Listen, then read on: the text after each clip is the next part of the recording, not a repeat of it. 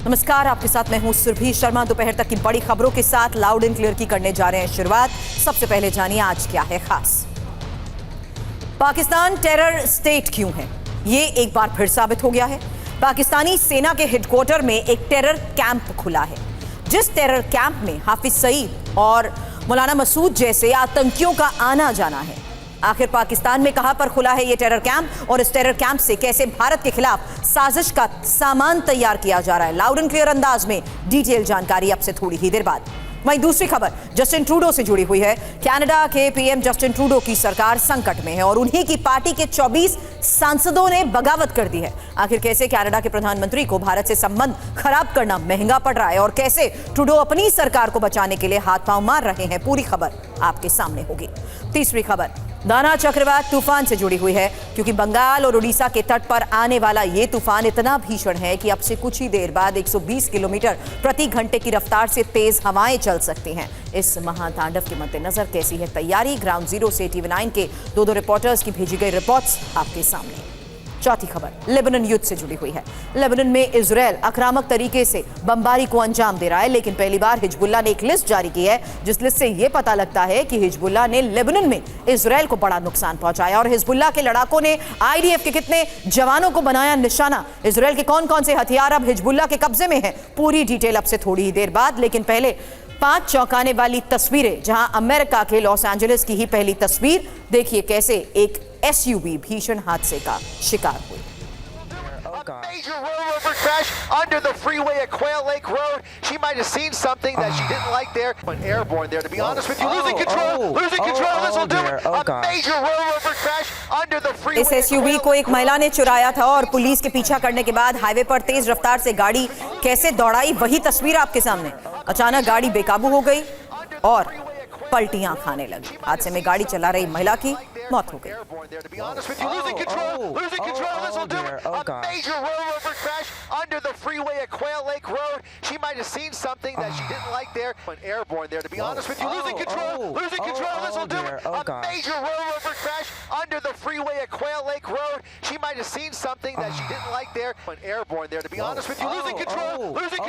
दूसरी तस्वीर UAE से, जहां इतना बड़ा बवंडर आया कि लोग हैरान रह गए। UAE के रास अल खेमा इलाके में जोरदार हवाएं चली, आंधी तूफान आया और उसके बाद धूल धुएं का गुबार आसमान की तरफ कैसे उठने लगा, देखिए तस्वीर। कुछ ही देर में ये गुबार बवंडर में तब्दील हो गया। UAE के मौसम विभाग के मुताबिक अगले 3 दिनों में यहां भारी तूफान और बारिश की आशंका है।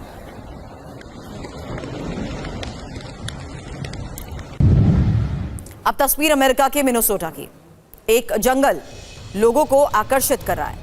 मिनेसोटा में सर्दी का सीजन आ रहा है और ऐसे में वहां पेड़ों में भी कैसे बहार आ गई है, देखिए तस्वीर।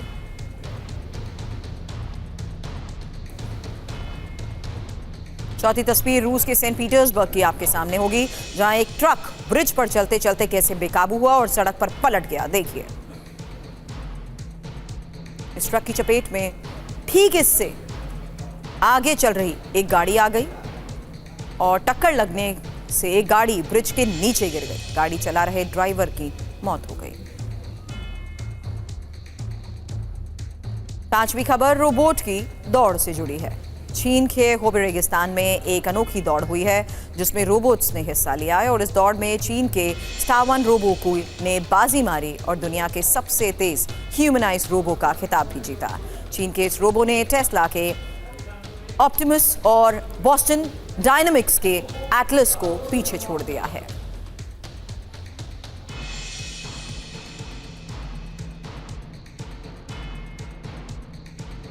पाकिस्तान से भारत के खिलाफ रोज नई नई साजिशें रची जाती हैं और इसी कड़ी में पाकिस्तानी सेना का नया प्लान अब सामने आया है। बड़ी खबर आपके सामने, पाकिस्तानी सेना अपने ही कैंपस में टेरर कैंप चला रही है, जहां नौजवानों को हथियार चलाने की ट्रेनिंग दी जा रही है, उन्हें आतंकी बनाया जा रहा है। पाकिस्तानी सेना के कैंपस में बनाए गए टेरर कैंप को लेकर सोर्सेस के हवाले से बड़ी खबर है। ISI ने एबटाबाद में ये टेरर कैंप बनाया है। एबटाबाद में ही टेरर कैंप में आतंकियों की ट्रेनिंग हो रही है। पाकिस्तान की सेना भारत में आतंकवादी भेजती है और कश्मीर को अस्थिर करने की साजिश रचती है। इसका एक और उदाहरण अब आपके सामने है। खुफिया सूत्रों के हवाले से यह भी पता चला है कि वो एबटाबाद जहां उसामा बिन लादेन छिपा हुआ था। उसी एबटाबाद में पाकिस्तानी आर्मी के कैंपस में नया टेरर कैंप खोला गया है। ये टेरर हेडक्वार्टर हाफिज सईद, मसूद अजहर और सलाउद्दीन जैसे मोस्ट वांटेड आतंकवादियों का जॉइंट आतंकी कारखाना है।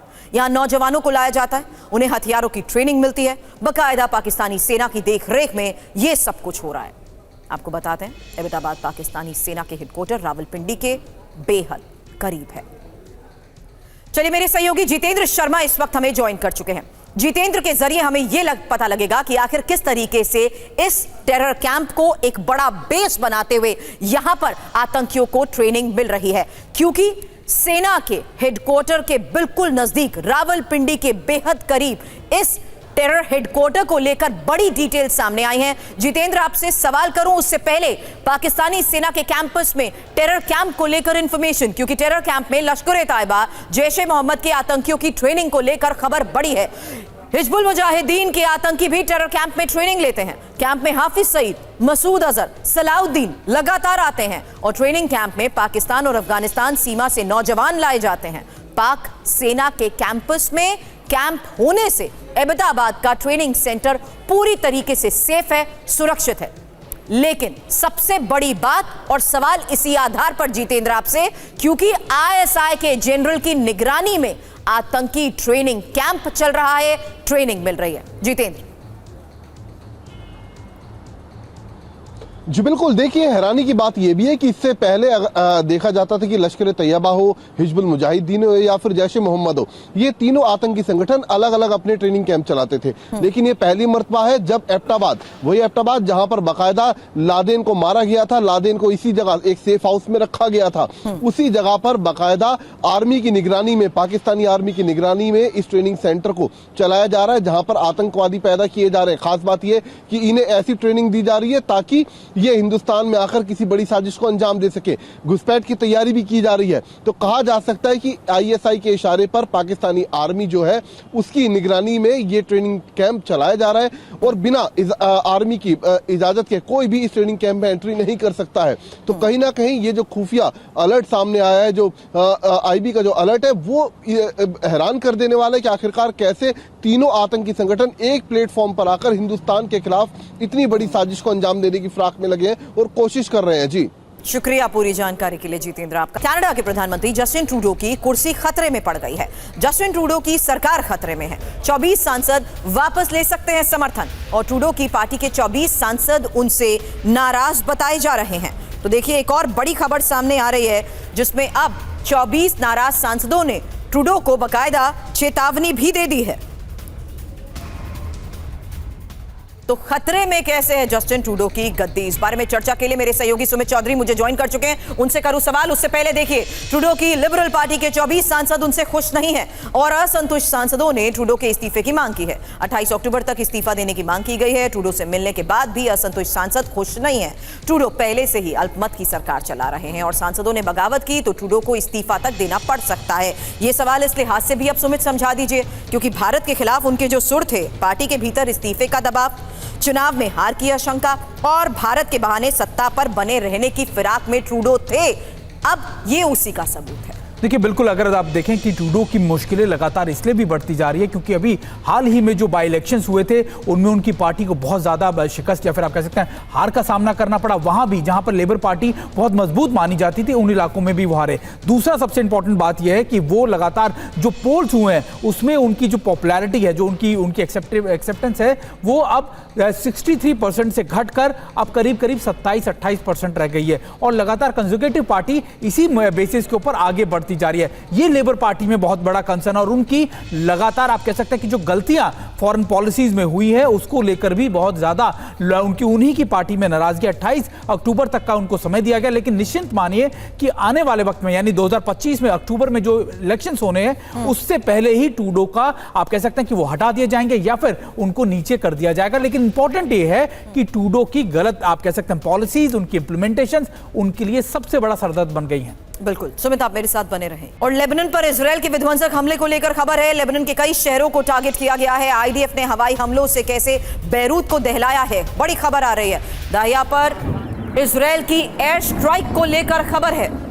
लेबनान के कई शहरों को यहां टारगेट किया गया है। तो जिस तरीके से ग्राउंड ऑपरेशंस के बाद लगातार हमलों को अंजाम दिया जा रहा है, उसमें ग्राउंड रियलिटी हमारे सहयोगी सुमित लगातार बेरूत से हमें दिखा रहे थे। लेकिन सुमित इस वक्त स्टूडियो में मेरे साथ मौजूद है और यही आपसे सवाल होगा सुमित कि आखिर किस तरीके से अभी भी हमलों को अंजाम दिया जा रहा है, क्योंकि खबर है इजराइल पर हो रहे ताबड़तोड़ हमलों को लेकर और जो जानकारियां अभी तक सामने आई हैं उसके मुताबिक लेबनान में अभी तक हमलों को अंजाम दिया गया है, जिसमें बुर्ज अल बर्जने हैं, हरेत अल लेलाकी, वादी बरगेस। इसमें बड़ी बात यह है कि हिजबुल्लाह के ठिकाने हैं ये, जहां पर हमलों को अंजाम दिया जा रहा है और हथियारों के जखीरे को तबाह करने का भी दावा किया जा रहा है। हिजबुल्लाह लड़ाकों को मार गिराया गया है। हालांकि गाजा में भी इसी तरीके के एक्शन को लेकर खबरें आती थी, जहां जबालिया और बेतलाहिया पर अटैक, गाजा में आईडीएफ के ग्राउंड ऑपरेशन को लेकर भी खबरें आई, हमास के ठिकानों को यहां निशाना बनाया गया। एक बहुत सिमिलैरिटी के तहत ही सुमित हमेशा हम आपसे बात करते थे कि कैसे गाजा के फ्रंट पर और हिजबुल्लाह के इस फ्रंट पर हमलों को अंजाम दिया गया है। इसको लेकर सवाल करूं उससे पहले उत्तरी इजराइल पर हिजबुल्लाह के हमले को लेकर भी खबर है। इजरायली इलाकों पर रॉकेट से हमला हुआ है और सैन्य और नागरिक ठिकानों को जिस तरीके से निशाना बनाया गया है उसकी तस्वीरें सामने आ रही हैं।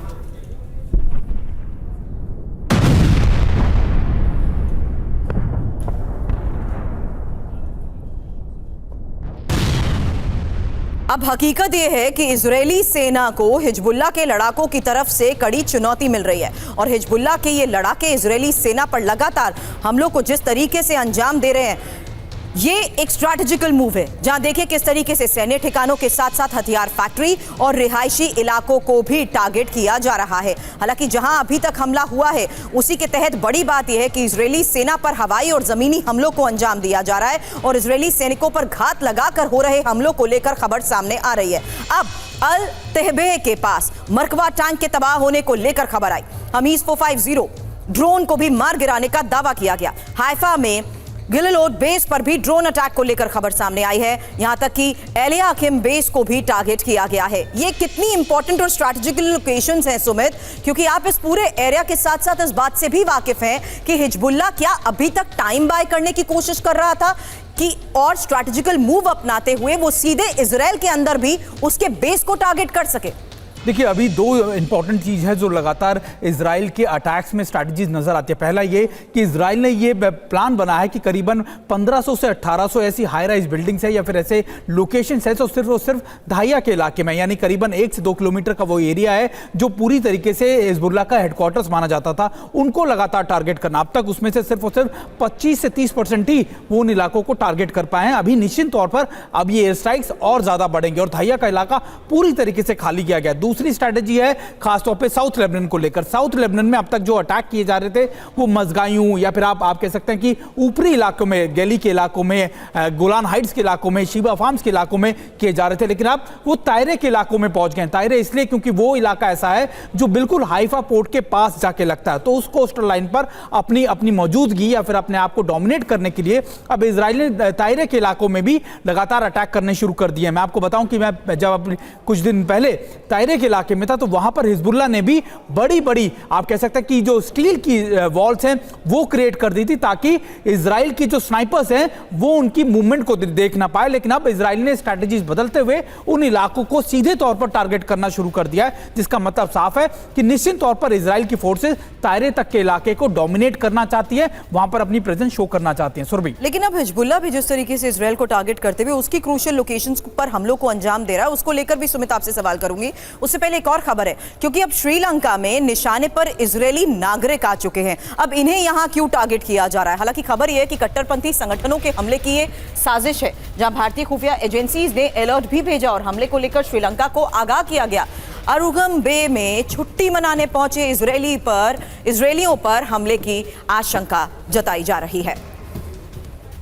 सुमित, एक क्विक रिस्पांस उसी बात को देखते हुए कि अब हिजबुल्लाह ने भी तो इजराइल के ही बेस को टारगेट करना शुरू कर दिया है और यहां तक कि रिहायशी इलाकों पर भी हम लोग को अंजाम दे रहा है। एक स्मॉल रिस्पांस। देखिए बिल्कुल, अगर आप देखें कि हिजबुल्लाह भी कोशिश ये कर रहा है कि वो सिविलियन एरियाज को टारगेट करे। जब बेरूट के अंदर अटैक किए गए तो हिजबुल्लाह ने साफ तौर पर कहा कि अब तक हम सिविलियन एरियाज को टारगेट नहीं करते थे, लेकिन हम भी अब खुलकर टारगेट करेंगे। लेकिन अगर आप उनके टारगेट्स को आप देखें या फिर उनकी स्ट्रैटेजीज को देखें, अब उनका टारगेट शिफ्ट हो गया है तेल अवीव की तरफ। नेतन्याहू के खासतौर पर उनके घर को टारगेट करना, तेल अवीव के अलग अलग लोकेशंस को टारगेट करना, लॉन्ग रेंज मिसाइल से बड़े अटैक किए जा रहे हैं और उनका सीधा टारगेट है कि नहीं, नॉर्थ इजराइल को नहीं, अब सीधे तेल अवीव को टारगेट करना है और एक बड़ा मैसेज इजराइल को देना है। शुक्रिया सुमित हमें ज्वाइन करने के लिए आज। और अब खबर महातूफान दाना को लेकर है, क्योंकि चक्रवात दाना किसी भी समय ओडिशा के तट से टकरा सकता है और तूफान ओडिशा के तटीय इलाकों में भी अब जिस तरीके से लैंडफॉल करेगा उसको लेकर खबर सामने आ रही है, क्योंकि लैंडफॉल के समय हवा की गति 100 से 120 किलोमीटर प्रति घंटा रहेगी। तूफान का असर सिर्फ उड़ीसा में ही नहीं बल्कि बंगाल समेत कुल 5 राज्यों में देखने को मिल सकता है। दाना तूफान से निपटने की कई स्तर पर तैयारियां हो चुकी हैं। अलग अलग राज्यों में एनडीआरएफ की दर्जनों टीमों की तैनाती है। लाखों लोगों को सुरक्षित जगहों पर पहुंचा दिया गया है। अब बड़ी खबर उड़ीसा और बंगाल में दाना तूफान की दस्तक को लेकर ही आ रही है, जहां कुछ ही देर बाद उड़ीसा के तट से ये टकरा सकता है और 120 किलोमीटर प्रति घंटे की रफ्तार से चल सकती हैं हवाएं। उड़ीसा के ही धामरा बंदरगाह से ये दाना तूफान टकराएगा और उड़ीसा के भीतरकनिका राष्ट्रीय उद्यान से भी तूफान टकराएगा। दाना महातूफान के महाआघात को देखते हुए जो बड़ी खबर अभी सामने आ रही है उसमें जानिए कैसे उड़ीसा और बंगाल सबसे ज्यादा प्रभावित हो सकते हैं। 120 से 130 किलोमीटर प्रति घंटे की रफ्तार से तूफान के दौरान हवाएं चल सकती हैं और 10 लाख से ज्यादा लोगों को शिफ्ट किए जाने को लेकर भी खबर मिली है। हालांकि पश्चिम बंगाल में 198 ट्रेनों को रद्द करने का फैसला लिया गया, जबकि उड़ीसा में 150 ट्रेनें कैंसिल हुई। उड़ीसा के 14 जिलों में सरकारी छुट्टियां भी रद्द की जा चुकी हैं और उड़ीसा में ही 25 अक्टूबर को 11 इंच तक बारिश की भी संभावना है। हालांकि आज उड़ीसा के तट से जिस तरीके से दाना टकरा सकता है, दाना तूफान को लेकर 5 राज्यों में हाई अलर्ट है और बंगाल और उड़ीसा में एनडीआरएफ की 55 टीमों की तैनाती को लेकर भी जानकारी। आंध्र प्रदेश में भी तूफान को लेकर अलर्ट है।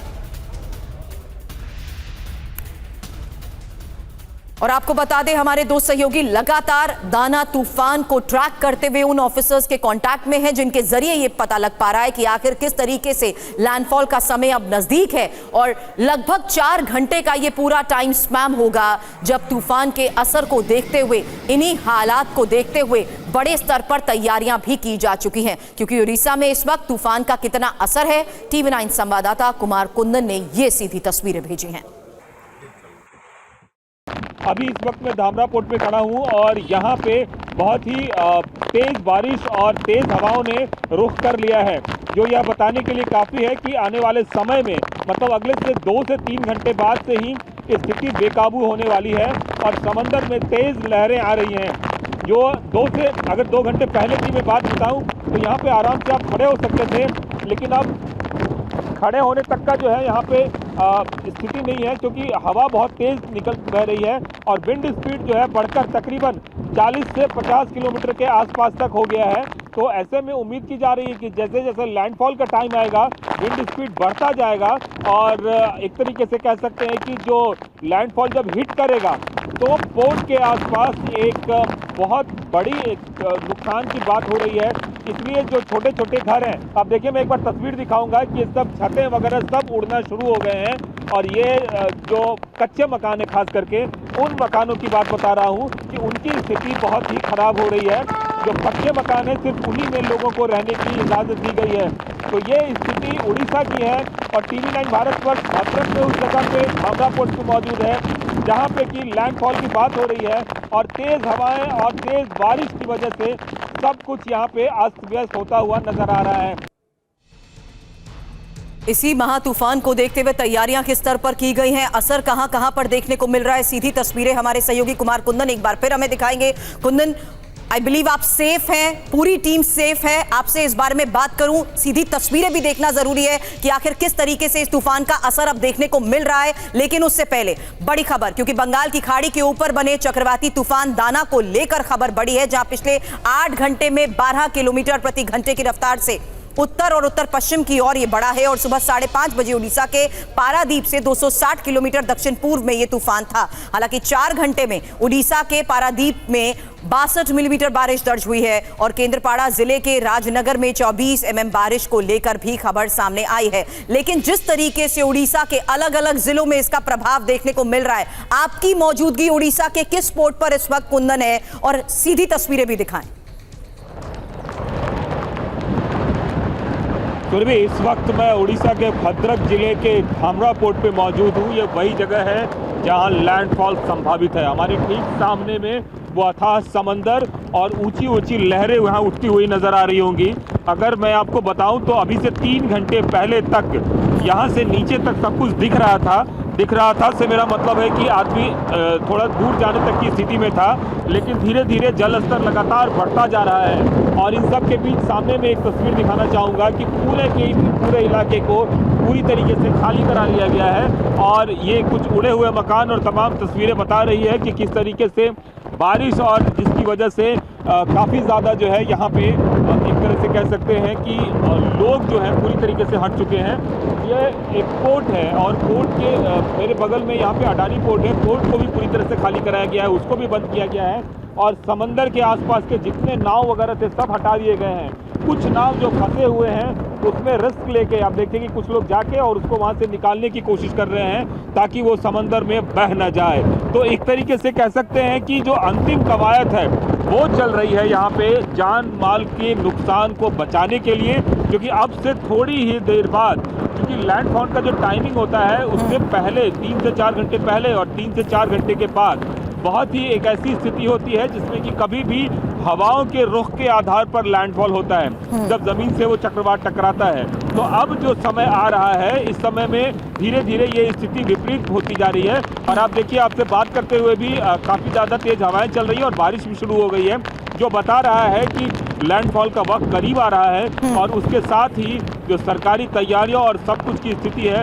वो पता चल पाएगा। आपकी कुछ देर पहले की ये रिपोर्ट भी कुंदन में बता देती हूँ, कुछ मिनट के लिए आपको रोक रही हूँ क्योंकि इसी के असर को देखते हुए उड़ीसा के 14 जिलों में दाना को लेकर जो रेड अलर्ट जारी किया गया, उसी के तहत उड़ीसा के स्कूल और कॉलेजेस की भी 25 अक्टूबर तक छुट्टी घोषित कर दी गई। उड़ीसा के पुरी से 3000 पर्यटक भी वापस भेज दिए गए।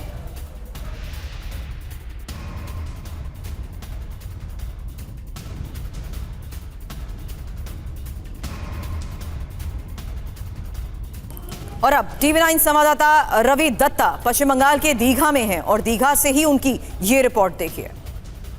समुंदर के जहां तक आप देख सकते हैं आपको धुंधला ही दिखाई देगा। इसका कारण समुंदर पे बहुत ज़्यादा बारिश हो रहा है जो कि धीरे धीरे तटीय इलाके पे आ रहे हैं। पश्चिम बंगाल में जितने सारे ट्रेन से शियालदा से उनको अभी रद्द कर दिया गया है कल तक, और फ्लाइट ऑपरेशंस में भी रिस्ट्रिक्शंस है। और जितने सारे दीघा स्टेशंस या तो फिर शियालदा स्टेशन, जितने सारे स्टेशन हैं उनको वहाँ पे ट्रेन को सारे लॉक एंड की कर दिया गया है। हालांकि ये पारादीप या तो फिर धामरा पोर्ट के आसपास, जैसे कुमार कुंदन जी बता रहे थे, वहाँ पे इसका लैंडफॉल हो सकता है क्योंकि लेकिन दीघा ने इतने बड़े बड़े साइक्लोन्स देखे हैं, आम्फान, आयला, यश, हुदहुद, बुलबुल। तो दीघा एक दहशत जो मेमोरी है उनका वो बहुत ही खतरनाक एक मेमोरी है। तो इसीलिए यहाँ पे सबसे ज़्यादा सुरक्षा बढ़ती गई है ताकि यहाँ पे अगर कुछ ऐसा होता है तो NDRF या तो प्रशासन, यहाँ पे लोकल के जो प्रशासन है वो जल्द से जल्द व्यवस्था ले सके। जैसे जैसे लैंडफॉल का समय नजदीक आएगा, हवाओं की रफ्तार बढ़ेगी, उसी के तहत इसका असर भी देखने को मिलेगा, यानी दाना का प्रचंड रूप अभी बाकी है। उड़ीसा में कैसी, इसी को देखते हुए तैयारी, इन्फॉर्मेशन, क्योंकि 29 में से 14 जिलों में असर की बात कही जा रही है। 288 राहत टीमों की तैनाती को लेकर खबर है। 178 फायर ब्रिगेड की टीम्स को भी तैनात किया गया है। यहाँ तक कि 6000 राहत शिविर भी बनाए गए हैं। 3000 पर्यटक पुरी से वापस भेजे गए हैं। सरकारी कर्मचारियों की छुट्टियों को रद्द कर दिया गया। यहाँ तक कि होटल बुकिंग भी कुछ दिनों तक के लिए रोक दी गई है। तटीय इलाकों को जिस तरीके से खाली कराया गया है उसी की तस्वीर कुमार कुंदन भी हमें दिखा रहे थे। और कुंदन, ये सबसे इंपॉर्टेंट है कि इसका लैंडफॉल के दौरान का असर, ये पूरा एक टाइम स्पैन क्या कैलकुलेट किया गया है, यानी कब तक, कितने लंबे समय तक इसका असर देखने को मिल सकता है, और तेज हवाओं के साथ साथ बारिश। देखिए सुरभि, इसको समझना पड़ेगा कि किस समय, जो समय पहले हमें बताया गया था वो 12 बजे रात से लेकर मतलब 24 और 25 तारीख को 12 बजे रात से लेकर सुबह 5 बजे तक का समय बताया गया था। अब ये निर्भर करता है कि हवाएं कितनी तेज रफ्तार से आती हैं। अगर धीरे रफ्तार से आई तो हो सके मतलब बेल भी हो सकता है, लेकिन अगर तेज रफ्तार से आई तो ये प्रीपोन्ड भी हो सकता है। जैसा कि बताया जा रहा है, अभी तकरीबन 4 बजे के बाद और 8 बजे के बीच में भी तेज हवाओं की वजह से हो सकता है। यही वजह है कि जो लास्ट मिनट का जो तैयारी है, ये देखिए आपको नाव की जो दृश्य है दूर से आपको दिख रहा होगा कि किस तरीके से अंतिम लास्ट मिनट जो कहते हैं वो तैयारी चल रही है और पूरे जो जितने भी नाव हैं सबको यहाँ से खाली किया जा रहा है। अब जो स्थिति बन रही है उस स्थिति को देखकर ऐसा लग रहा है कि संभव है कि रात के 8 बजे में ही ये लैंडफॉल हो जाए और उसके बाद क्या किस वेग से टकराता है, कहाँ टकराता है। देखिए एक बात समझना पड़ेगा सुरभि आपको कि देश के दूसरे इलाके और उड़ीसा में एक फर्क है।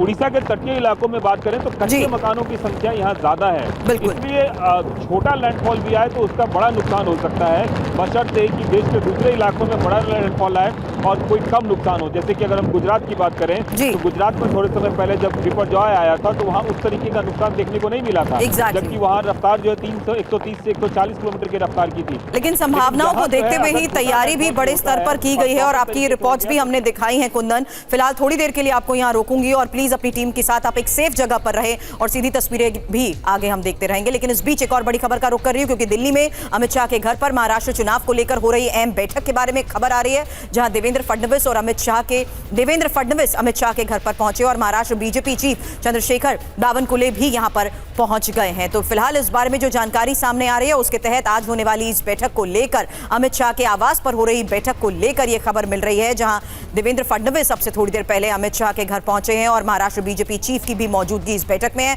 आनंद प्रकाश पांडे इस वक्त हमें ज्वाइन कर चुके हैं। आनंद, अब क्या पेच जिन सीट्स को लेकर फंसा हुआ था उसी के तहत ये बैठक इंपॉर्टेंट?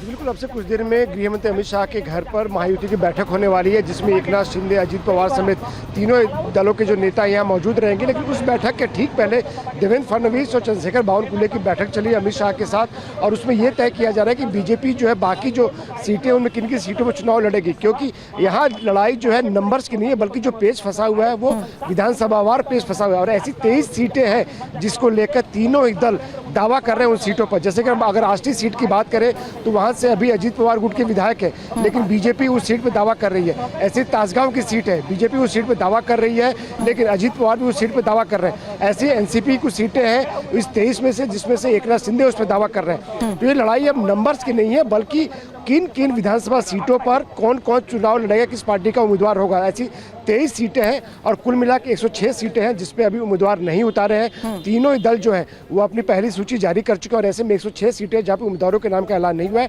तो बताया जा रहा है कि आज शाम तक ये सब सुलझा लिया जाएगा। 23 सीटें जहाँ पर पेच फंसा हुआ है उसको भी आज की इस बैठक में उसको सुलझा लिया जाएगा और बीजेपी लगभग बताया जा रहा है कि 150 के करीब जो सीटें हैं उस पर अपने उम्मीदवार उतारेगी और बीजेपी की दूसरी सूची आज रात या कल दोपहर तक आ सकती है। महायुति की बैठक से पहले अमित शाह के आवास पर एक और अहम बैठक हुई है। फिलहाल नजर बनाए रखें, इस बारे में आगे भी आपसे अपडेट लेंगे। आनंद, शुक्रिया।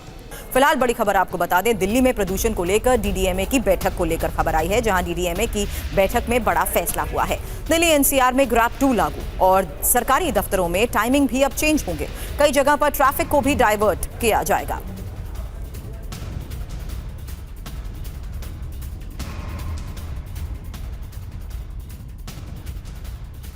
दिल्ली के ऑफिसेज हैं, सरकारी ऑफिसेज हैं, सेंट्रल गवर्नमेंट और स्टेट गवर्नमेंट की जो टाइमिंग है उसको जो है वो चेंज किया जाए, जिससे एक साथ ज़्यादा से ज़्यादा जो गाड़ियां हैं वो सड़कों पे जो है वो न रहें। इसी तरह से जो डीजल बस जो चारों तरफ से आ रही हैं, सरकारी बसों के लिए तो हमने वहाँ के परिवहन मंत्रियों को चिट्ठी ऑलरेडी लिखी है, लेकिन बहुत सारी प्राइवेट डीजल की बसें दिल्ली में आती हैं। उसके लिए ट्रांसपोर्ट डिपार्टमेंट को ये डिस्कशन हुआ है कि वो इसके लिए एक स्पेशल ड्राइव चलाए कि जो प्राइवेट गाड़ियां हैं BS3 BS4 की, उनके खिलाफ भी जो है वो कार्रवाई किया जाए। हमने LG साहब से भी निवेदन किया है आज कि सेंट्रल गवर्नमेंट से बात करें और दिल्ली के अंदर कम से कम पायलट बेसिस पे इस बार जो कृत्रिम वर्षा है, आर्टिफिशियल रेन है, उसको लेकर के ज़रूर हम लोग प्रयोग करें, जिससे कि इमरजेंसी सिचुएशन में जो है वो इस पर कार्रवाई हो सके। और इस बीच खबर यह भी है कि प्रदूषण के बढ़ते स्तर की वजह से दिल्ली एनसीआर में लोगों की मुश्किलें भी बढ़ती जा रही हैं, यानी लोगों की सेहत पर भी इसका असर पड़ना नजर आ रहा है। यही वजह है कि सांस संबंधी मामलों में अब 30 से 40% की वृद्धि बताई जा रही है। पंजाब हरियाणा में पराली से जुड़ी बड़ी खबर आ रही है। पराली जलाने के मामले में कमी आई है। पिछले साल के मुकाबले करीब 15% की कमी आई है और पुलिस की सख्ती का ग्राउंड पर यह असर है। कई जागरूक किसान पराली प्रबंधन का प्रयास भी कर रहे हैं। पराली जलाने की घटना में कमी लाने के लिए पुलिस और प्रशासन किस तरीके से कदम उठा रहा है, इस बारे में जानकारी आपके सामने, क्योंकि पराली जलाने पर पाबंदी को लेकर जिस तरीके से खबरें आई, पंजाब में पराली जलाने के 920 मामले दर्ज हुए। 22 दिनों में वसूला गया 11 लाख का जुर्माना। और हरियाणा में पराली जलाने पर 93 किसानों पर एफआईआर भी दर्ज हुई। हरियाणा में ही 26 अधिकारियों को सस्पेंड करने का भी फैसला लिया गया। 386 अधिकारियों को कारण बताओ नोटिस दिया गया है। 327 मामलों में किसानों पर जुर्माना लगाया गया है। पंजाब के मोहाली से TV9 संवाददाता मोहित मल्होत्रा की अब ये रिपोर्ट देखिए। पंजाब में जहां पराली को लेकर किसानों पर सख्ती की जा रही है, तो वहीं किसानों को जागरूक भी किया जा रहा है कि वो पराली को आग के हवाले ना करें, बल्कि पराली का उचित प्रबंधन करें। हम इस वक्त डेरा बस्सी के जलालपुर गांव में मौजूद हैं, जहां पर किसान पराली को आग के हवाले नहीं कर रहे, बल्कि पराली का उचित तरीके से प्रबंधन कर रहे हैं। इस पराली को इकट्ठा किया जा रहा है, जिसके बाद इस पराली के बंडल बनाए जाएंगे और इस पराली को ईंधन के तौर पर आसपास की फैक्ट्रियों में इस्तेमाल करने के लिए भेजा जाएगा। इस पराली को इकट्ठा करने के बाद कुछ इस तरह से पराली के बड़े बड़े मंडल बनाए जाएंगे, जो कि इस वक्त ट्रैक्टर ट्रॉली में आप देख रहे हैं। ये पूरी ट्रैक्टर ट्रॉली जो है वो नज़दीक की फैक्ट्री में जाएगी, जहां पर इस पराली का इस्तेमाल ईंधन के तौर पर और अलग अलग तरह से जो इंडस्ट्रियल यूज़ है उसके लिए किया जाएगा। गाँव के किसान हैं जयवीर जी, उनसे बात करते हैं। जयवीर जी, आप पराली को आग नहीं लगा रहे? नहीं सर। क्यों? सरकार बोलती है आग नहीं लगाना है। तो आप ये पराली इकट्ठा करके फैक्ट्री भेजेंगे? ये इकट्ठा करके फैक्ट्री जा रही है जी। तो राजकुमार जी, आपके गांव में पराली नहीं जल रही? नहीं जी, नहीं, कोई पराली नहीं जल रही। तो क्या कर रहे हैं आप पराली का? यही गट्ठे बना रहे हैं। तो फिर फैक्ट्री भेज देंगे? फिर फैक्ट्री जाएगी। तो आपके गांव में कहीं पराली नहीं जल? नहीं, किसी ने कोई पराली नहीं जलाई जी। तो जलालपुर गांव में जो किसान हैं उनको सरकार की ओर से मशीनरी मिल गई है, जिसके बाद वो पराली के बड़े बड़े बंडल बना रहे हैं और उसको आसपास की फैक्ट्रियों में इंडस्ट्रियल यूज के लिए भेज रहे हैं। ग्लोबल वार्मिंग की समस्या लगातार बढ़ती जा रही है और मौजूदा दौर में दुनिया के सामने ये बड़ी समस्या बनकर भी उभर रही है। ग्लोबल वार्मिंग को लेकर भारत समेत दुनिया के कई देश चिंता जता चुके हैं और इस समस्या से निपटने के लिए वैज्ञानिकों ने एक स्टडी की है, जिसमें पृथ्वी को ठंडा रखने का तरीका सुझाया गया है।